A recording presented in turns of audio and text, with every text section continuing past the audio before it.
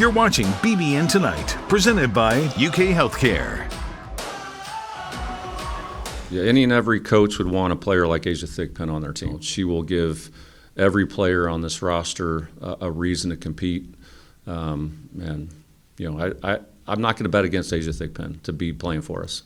Welcome back into BBN Tonight. Last year's Kentucky volleyball team faced a gauntlet in the non-conference, and then they got hot as soon as SEC play rolled around, going on a run all the way to the Elite Eight. The then freshman Asia Thigpen was a part of all of that last year, watching that team struggle a little bit early on and then find their rhythm at the most important part of the season. She sat down with our Noah Cierzan to talk about what all of that taught her, what she can bring to the volleyball court this season, and growing up around a football field. I want to start with last year, your freshman campaign. You run through that non-conference gauntlet, SEC play, and make a run in the NCAA tournament. What was that like in your first year, and what did you kind of learn going through a full season?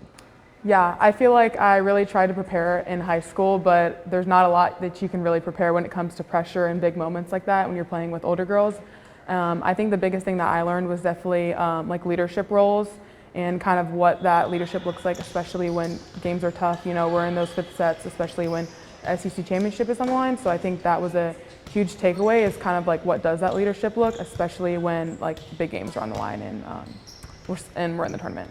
For you, you really broke out the stretch between those Tennessee and Mississippi State matchups.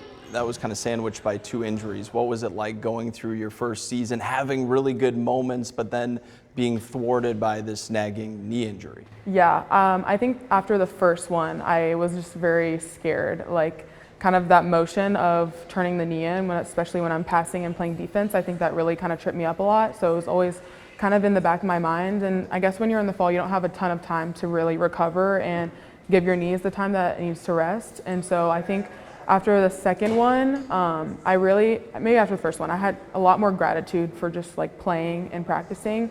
I think a lot of the times when you are a freshman and you're getting up super early and you're being pushed every day, it's really hard to kind of wake up and be like super excited, especially when you're up at like 6 a.m. every day. But I think the injuries, I'm grateful for it now because I think it just brings a new wave of gratitude for just playing and just having like a healthy body.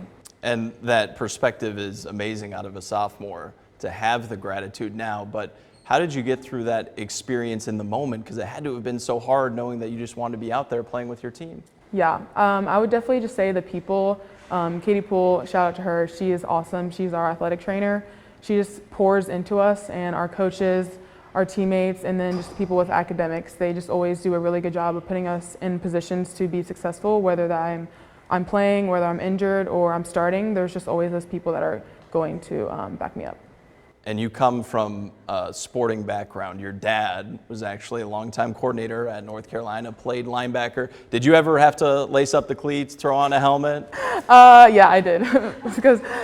Every year at Tennessee, so we were at UT for 5, I think from ages 8 to like 11, I was doing the football camps, and so I was the only girl that was there, so yeah. And was there anything that you took from that you can bring into volleyball? Obviously not, no tackling in volleyball, but what did that kind of establish for the athletic career that you've gone on to have and want to continue to have here at UK? Yeah, I think being surrounded by football and a lot of gritty athletes definitely taught me like what hard work really looks like, especially when you're pushing yourselves on the turf. And then I think overall just like cutting and turning definitely helped doing that super young.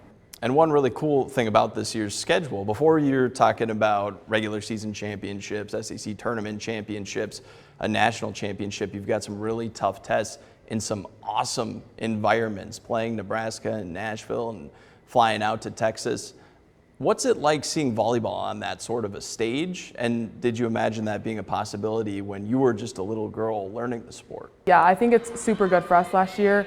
In the years before that, Craig always does a really good job of testing us early. I think that it's super hard in the SEC play when we don't get tested early. So I think those games like our Penn State, our Nebraska, our Purdue, those games were super important to us because we figured out, how do people respond in chaos or high pressure situations. Everyone has different communication styles, especially when the games start to get tight. So I think if we aren't tested before SEC play, then the issues and problems will definitely start to bubble up during conference play. Last year, you kind of played all over the court, you know, in the different segments of the season where you were healthy. How did that versatility help you in your development, and how can you kind of carry that into your sophomore campaign? Yeah, I think playing like different positions, whether that's libero, DS, or outside, you kind of get to understand the game a little bit more. I think when you're hitting, you know, you have shots that you have in your head, but then when you're defending, you're kind of also on the flip side, like, oh, I've seen that set before. What do we think they're gonna do? So I think that definitely helps me with like anticipation and kind of knowing like hitter tendencies. I would have never really thought that football and volleyball had much crossover as two sports. Asia's proving, though, me wrong. That's the case, and she's ready to really break out this year for Coach Skinner's squad. I can't wait to see what she's able to do, especially on a roster with powerhouse hitters like Eva Hudson, like Brooklyn DeLay. Can she be one of those underrated weapons that doesn't always show up at the top of an opposing team's scouting report, but is able to surprise some people, especially come SEC competition? So great job with that. Great interview with Miss Asia. Coming up next right here on BBN Tonight, we are sticking with our volleyball theme, but actually bringing a new little twist to it. How about a high school boys camp happening right here in the Joe Kraft Center? We'll tell you more next on BBN Tonight. Good.